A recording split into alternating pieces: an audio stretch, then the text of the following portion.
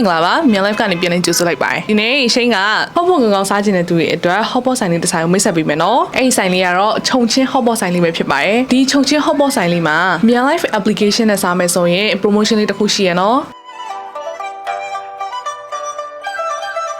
ဒီ promotion မှာရွေးချယ်စရာနှစ်ခုရှိပါတယ်အမဲသားလွှာတွေကြက်မဲတွေပါတဲ့ set A လေးကတော့ original price 3သိန်းကျော်ကိုမြန် live နဲ့ဆိုလို့ရှိရင်6000ကျော်နဲ့ရမှာနော် set B လေးကတော့ Bazon တွေ Bacon တွေပါတဲ့ set လေးကတော့3သိန်း1000ကျော်ကိုမြန် live နဲ့ဆိုလို့ရှိရင်6000ကျော်နဲ့စားသုံးလို့ရမှာပဲဖြစ်ပါတယ်ဒီလာကက် set လေးနှစ်မျိုးကိုတော့ Alone branch နဲ့ Nawari branch မှာစားသုံးလို့ရမှာဖြစ်ပါတယ် FMI နဲ့မှာဆိုလို့ရှိရင်တော့မြန် live နဲ့ဆိုလို့ရှိရင် original price 4200ကို3800ကျပ်နဲ့ buffet အဝစားသုံးလို့ရမှာဖြစ်ပါတယ်ဒီ coupon လေးကိုစပြီးအသုံးပြုလို့ရမယ့်နေ့လေးကတော့ March 10 ရက်နေ့ကနေ March 31 ရက်နေ့အထိပဲဖြစ်ပါတယ်ချုံချင်းဟော့ပေါ့မှာမြန်လိုက်နဲ့အတူတန်ဆုံး discount တွေရယူပြီးအခုပဲသွားစားလိုက်တော့နော်ဗီဒီယိုလေးကိုအဆုံးထိကြည့်ရှုပေးတဲ့အတွက်ကျေးဇူးများကြီးတင်ပါတယ်